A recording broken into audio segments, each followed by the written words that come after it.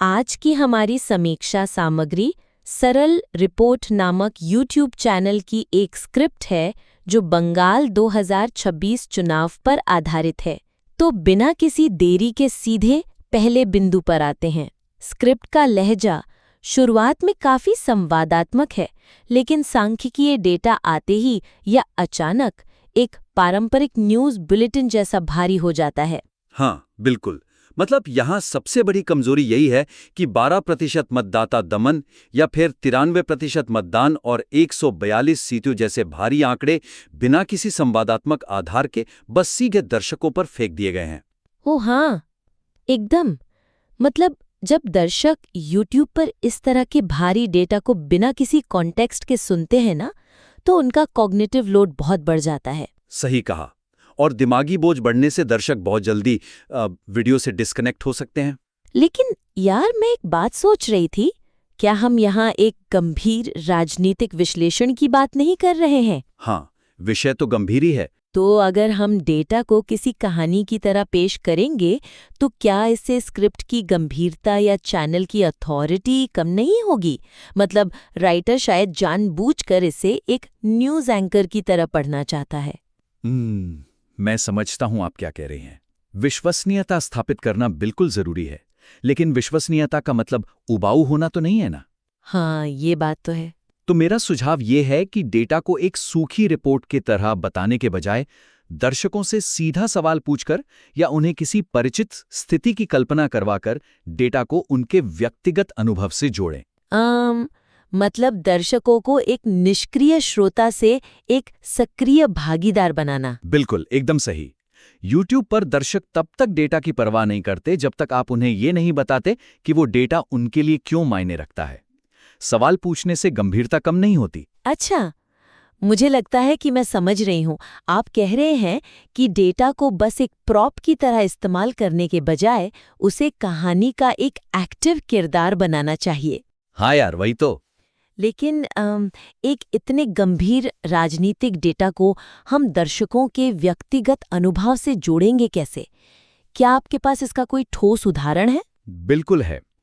देखिए, स्क्रिप्ट में सीधे ये कहने के बजाय कि चुनाव आयोग के आंकड़ों के अनुसार 12% मतदाताओं के नाम हटाए गए हैं, राइटर इसे ऐसे फ्रेम कर सकता है कि जरा सोचिए, आप वोट डालने के लिए पोलिंग बूथ पर पहुंचते हैं। हाँ, एक विजुअल बन रहा है दिमाग में, है ना? और अचानक आपको पता चलता है कि आपके मोहल्ले के हर 100 में से 12 लोगों का नाम लिस्ट से गायब है। बाप रे, ये तो काफी अलार्मिंग लगेगा। बिल्कुल। आप कल वोट नहीं दे सकते। चुनाव आयोग के SIR डेटा ने बंगाल के 3.25 करोड़ मतदाताओं के बीच ठीक यही खौफ पैदा कर दिया है। अरे वाह, ये बहुत ही सटीक उदाहरण है। मतलब आपके मोहल्ले के 100 में से 12 लोग कहने से ही दर्शक तुरंत अपने आस पड़ोस की कल्पना करने लगते हैं। हाँ, और आप देख सकते हैं कि कैसे ये छोटा सा बदलाव तुरंत उस 12% के आंकड़े को एक अमूर्त नंबर से निकालकर एक बहुत ही रियल इमोशनल स्थिति में बदल देता है। एकदम। इसी तरह जब स्क्रिप्ट में पहले चरण के 93% मतदान का जिक्र है, तो उसे भी सिर्फ एक नंबर की तरह पढ़ने की बजाय हम दिखा सकते हैं कि इतनी भारी संख्या में लोगों का निकलना जमीन पर कैसा दिखता होगा। बिल्कुल सही कह रही हैं आप। तो खैर, अगर हम दर्शकों को इस तरह डेटा के साथ इमोशनली जोड़ भी लें, तो अगली चुनौती ये आती है कि आगे कैसे बढ़ें, जो मुझे दूसरे मुख्य बिंदु की ओर ले जाता है।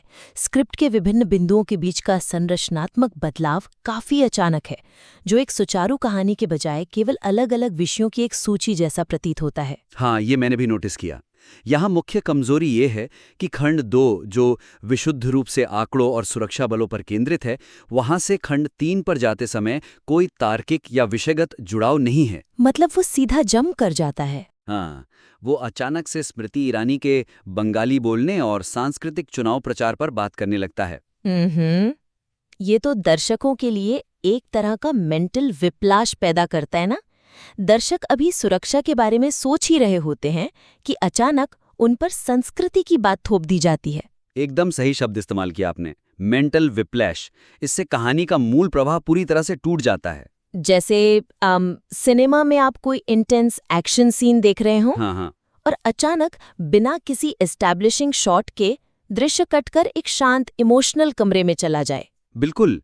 दर्शक कुछ सेकंड तक यही समझने में लगा रहता है कि भाई वो कहाँ आ गया, और इस चक्कर में वो आगे के संवाद मिस कर देता है। लेकिन यार, अगर हम एक राइटर के नजरिए से सोचें ना, खासकर शॉर्ट्स और रील्स के इस दौर में जहां हर को बस फास्ट पेसिंग चाहता है, तो क्या विषयों को जोड़ने वाले ये जो ब्रिज सेंटेंस होते हैं, उन्हें लिखने से स्क्रिप्ट लंबी और धीमी नहीं हो जाएगी?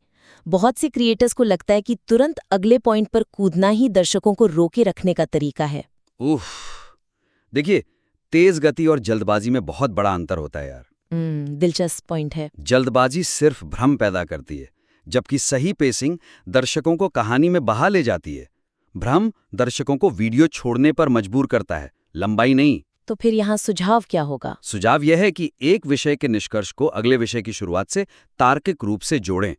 इसके लिए आपको बड़े पैराग्राफ लिखने की जरूरत नहीं है, बस एक छोटा सा लिंक। हाँ, अक्सर केवल एक अच्छी तरह से तैयार किया गया वाक्य दोनों विषयों के साझा डीएनए को पकड़कर एक बेहतरीन पुल का काम कर सकता है। अच्छा, तो हम अर्थव्यवस्था और केंद्रीय बलों वाले इस विशिष्ट डेटा पॉइंट को एक सांस्कृतिक अभियान से कैसे जोड़ेंगे? यहाँ वो साझा डीएनए क्या होगा? चलिए एक ठोस उदाहरण लेते हैं। खंड 2 के अंत में जहां 142 सीटों और 3 करोड़ मतदाताओं की बात खत्म होती है, हाँ, वहां से खंड 3 में नया बंगाली संस्कृति पर सीधे कूदने से पहले राइटर एक ब्रिज जोड़ सकता है, जैसे कि लेकिन इन 142 सीटों के 3 करोड़ से अधिक मतदाता केवल सुरक्षा व्यवस्था या आर्थिक नीतियों पर वोट नहीं दे रहे हैं। अरे वाह, ये अच्छा लिंक है। वे अपनी सदियों पुरानी सांस्कृतिक पहचान को बचाने के लिए भी वोट कर रहे हैं, और यहीं से जन्म होता है इस चुनाव के सबसे दिलचस्प पहलू का, नया बंगाली अभियान।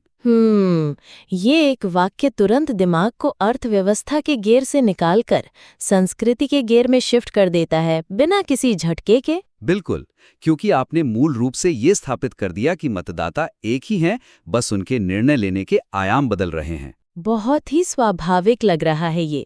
इसी तरह जब स्क्रिप्ट भवानीपुर की बात करते हुए अचानक ड्रोन और वेबकास्टिंग पर जाती है, तो वहाँ भी ऐसी ही छोटे ब्रिज की जरूरत है। एकदम सही पकड़ा आपने। जैसे हम कह सकते हैं कि इन जमीनी रणभूमियों से परे आसमान में भी एक अदृश्य चुनाव लड़ा जा रहा है, और वो है तकनीक का मैदान। क्या बात है, बहुत बढ़िया ब्रिज है ये। ये दर्शकों को लगातार एहसास कराता है कि वे एक ही बड़ी कहानी सुन रहे हैं। बिल्कुल। तो अब जब हमने कथात्मक प्रवाह की बात कर ली है, तो हमें उस माध्यम को भी देखना होगा जिसके लिए ये लिखा गया है, जो हमें तीसरे और बहुत ही अहम बिंदु पर लाता है। एक ऑडियो विजुअल माध्यम के लिए लिखे जाने के बावजूद ये सामग्री पूरी तरह से केवल पढ़े जाने वाले टेक्स्ट पर निर्भर करती है और दृश्य या श्रव्य संकेतों का उपयोग नहीं करती। हाँ, और ये बहुत ही महत्वपूर्ण है, क्योंकि राइटर ने अपने नोट्स में स्पष्ट रूप से लिखा है कि उन्हें गहरी पुरुष आवाज चाहिए, और शुरुआत में सरल रिपोर्ट में आपका स्वागत है कहना है। मतलब उनके दिमाग में एक बहुत ही विशिष्ट ब्लूप्रिंट है पहले से। बिल्कुल।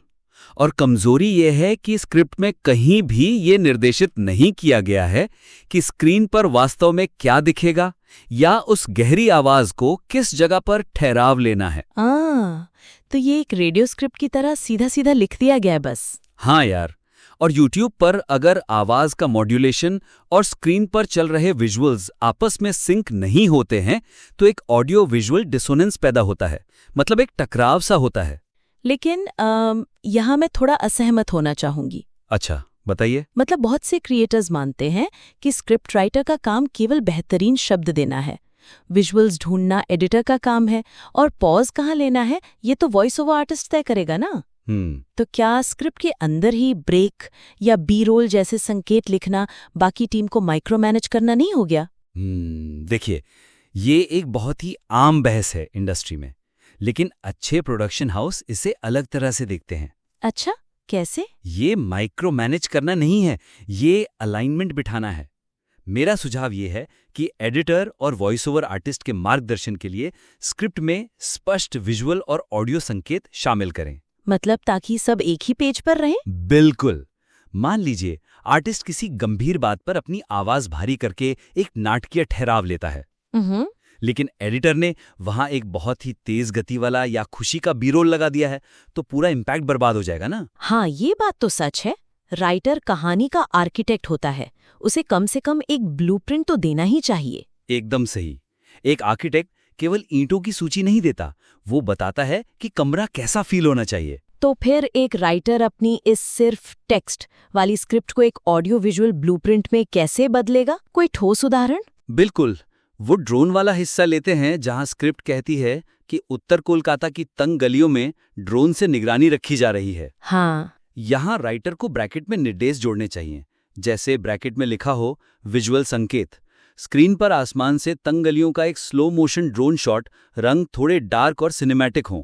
ओह, ये तो बहुत विजुअल है। और ऑडियो के लिए? ऑडियो के लिए ब्रैकेट में लिख सकते हैं ऑडियो संकेत।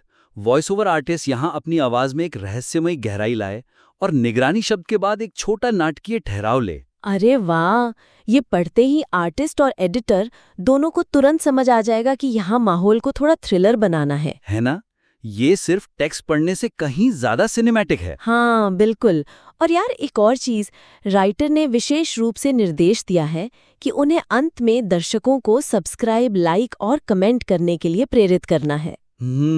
वो भी एक आकर्षक और दोस्ताना लहजे में। तो मुझे लगता है कि ये ऑडियो संकेत वहाँ और भी ज्यादा महत्वपूर्ण हो जाते हैं।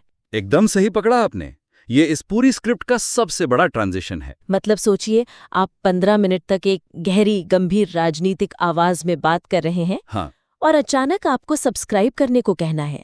अगर आर्टिस्ट उसी भारी लहजे में सब्सक्राइब करने को कहेगा तो वो बहुत अजीब और रोबोटिक लगेगा। बिल्कुल।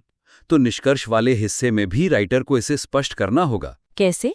जहां स्क्रिप्ट कहती है इस वीडियो को लाइक करें, सरल रिपोर्ट को सब्सक्राइब करें, वहां राइटर ये निर्देश जोड़ सकता है कि ऑडियो संकेत, यहां आवाज की गंभीरता को छोड़ दें और एक बहुत ही खुले दोस्ताना लहजे में आ जाएं, जैसे आप अपने दोस्त से बात कर रहे हो। बहुत बढ़िया।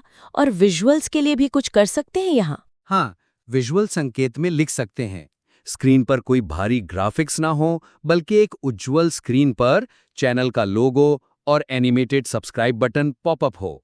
यार ये छोटा सा निर्देश उस गहरी पुरुष आवाज को ये आजादी देता है कि वो अपनी राजनीतिक गंभीरता से बाहर आकर सीधे दर्शकों से जुड़ सके। बिल्कुल। इससे दर्शक उस रिपोर्टर वाले व्यक्तित्व से बाहर निकलकर उस क्रिएटर से जुड़ पाएंगे जो वास्तव में उनसे समर्थन मांग रहा है। एकदम सही। तो खैर, आज की हमारी इस चर्चा को समेटते हुए हमने देखा कि इस मजबूत स्क्रिप्ट को और बेहतर कैसे बनाया जा सकता है। हाँ, अगर हम संक्षेप में कहें तो हमारे 3 मुख्य सुझाव हैं। पहला, भारी आंकड़ों को केवल पढ़ने के बजाय दर्शकों से सवाल पूछकर उन्हें अधिक संवादात्मक बनाएं। दूसरा, स्क्रिप्ट के विभिन्न खंडों के बीच एक तार्किक कड़ी जोड़ें ताकि वो एक निरंतर कहानी लगे। बिल्कुल, एकदम सटीक समरी। राइटर के पास यहाँ एक बहुत ही शानदार आधार है। हम श्रोता को आमंत्रित करते हैं कि वे इन रचनात्मक सुझावों को अपनी स्क्रिप्ट में लागू करें और चाहें तो अपडेट करने के बाद आगे की चर्चा के लिए इसे हमें फिर से भेजें। हाँ यार, मजा आएगा देखने में कि स्क्रिप्ट फाइनल रूप में कैसी लगती है। तो हमारे साथ जुड़ने के लिए बहुत बहुत धन्यवाद। अपनी सामग्री को बेहतर बनाने की यात्रा ऐसे ही जारी रखें।